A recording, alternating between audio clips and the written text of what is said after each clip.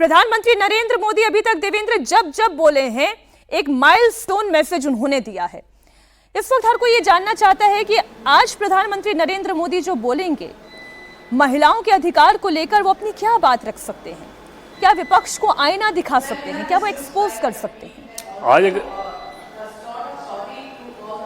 या बिल्कुल मीनाक्षी, अगर एक लाइन में अगर समझना चाहें तो निश्चित तौर पे अपोजिशन का जो स्टैंड रहा, उनका जो रवैया रहा, जिसको बार बार गृह मंत्री अमित शाह ने हाउस में ये भी कहा कि या पीएम ने भी कहा था उस बात को कि नीयत भी देखी जाएगी, और जो स्टैंड के अलावा कि नीयत क्या है, तो उन सारी चीज़ों को बहुत ज़्यादा आप कहें कि एक हाईलाइट करेंगे पीएम मोदी अपने इस संबोधन में। और आज शाम में पीएम मोदी का एक तरह से कहें कि 2 पब्लिक एड्रेस होना है। एक तो तमिलनाडु में जो कि रैली होगी कोयम्बटूर में, आज उनका एक कार्यक्रम है, उसमें कुछ हिस्सा आप देखेंगे, लेकिन रात 8:30 बजे वाला जो राष्ट्र के नाम जो संबोधन होगा वो तो पूरी तरह से महिला आरक्षण बिल पे अपोजिशन का जो स्टैंड रहा है और अपोजिशन ने जो कुछ भी किया उन सारी चीज़ों के इर्द गिर्द ही होगा। कैबिनेट की बैठक में भी पीएम मोदी ने कुछ देर बोला। हालांकि मीनाक्षी, आप सोचें कि आज जो कैबिनेट की बैठक हुई थी, उस कैबिनेट की बैठक में अपोजिशन के हिसाब से अगर देखें तो अपोजिशन को यह समझ में आ रहा होगा कि सरकार के लिए अभी सब कुछ सिर्फ यही होगा कि कैसे अपोजिशन को एक्सपोज करें, लेकिन उसमें कैबिनेट ने बहुत सारे फैसलों पे मुहर लगाई।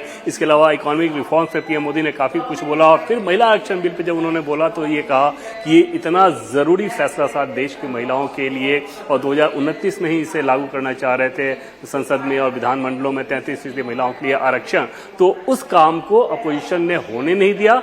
अपोजिशन को इसका खामियाजा भुगतना पड़ेगा क्योंकि देश की महिलाएं उनको माफ नहीं करेंगी। और मसला अगर आप मीनाक्षी देखें, पार्लियामेंट में पीएम मोदी बार बार इस बात को कह रहे थे कि कोई क्रेडिट लेने वाली बात नहीं है। अगर किसी दल विशेष को ऐसा लगता है कि ये इस दल को इसका फायदा हो जाएगा तो सर्वसम्मति से पास करा दे, फिर उसमें किसी की बात नहीं रह जाएगी। दूसरी चीज ये कि जो किसी भी दल के ऊपर कोई आरोप लगाना कि आप ये कर रहे हो या आप ये नहीं कर रहे हो, वो समस्या है तभी तो रिजर्वेशन की जरूरत है, इस पे कहाँ किसी को डाउट है।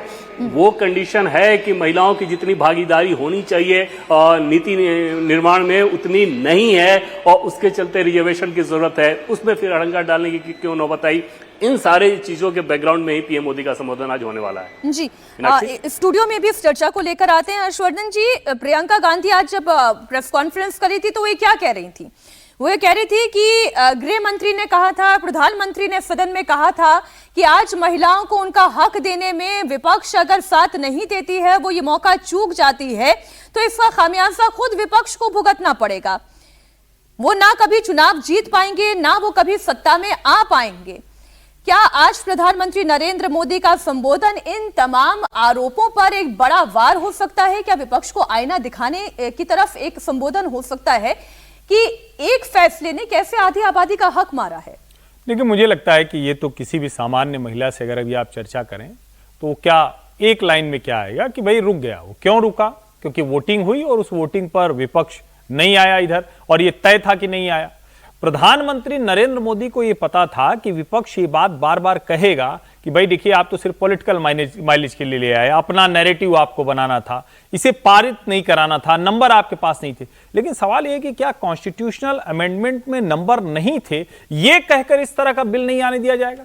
क्या जहां पर महिलाओं के हक की बात है, उस हक की बात को सिर्फ इसलिए क्योंकि वो नरेंद्र मोदी प्रधानमंत्री हैं, इनको श्रेय मिल जाएगा? अरे भाई, राजीव गांधी नहीं पास कर पाए थे ना पंचायती राज वाला, वो कहां पारित हुआ? वो तो नरसिम्हा राव के समय में पारित हुआ। फिर भी कांग्रेस आज कहती है ना कि हमारा श्रेय है। और ये तो एक ऐसी बात हो गई, फिर तो देश में लोकतांत्रिक प्रणाली में, जिसको हम बार बार कहते हैं कि डेमोक्रेटिक प्रोसेस में, तो ये एक बैटन रिले होती है ना, एक से दूसरी सरकार, दूसरी से तीसरी सरकार जाता है। और आप महिला आरक्षण के मुद्दे पर उस जो दौड़ है उसको पूरी तरह से रोक देना चाहते हैं। 3 दशक से अधिक समय से आप यही कर रहे हैं। मुझे लगता है प्रधानमंत्री नरेंद्र मोदी इन्हीं बातों को रात 8:30 बजे फिर से अपने तरीके से, और जाहिर है उसमें जो उन्होंने उस वक्त भी कहा था, अमित शाह जो कहते रहे, इसमें जो इमोशनल एंगल है, इसमें जो मोदी सरकार की नीतियां शामिल हैं, जिसके आधार में महिलाएं शामिल हैं, उसको भी वो रखने की कोशिश करेंगे और समझाने की कोशिश करेंगे।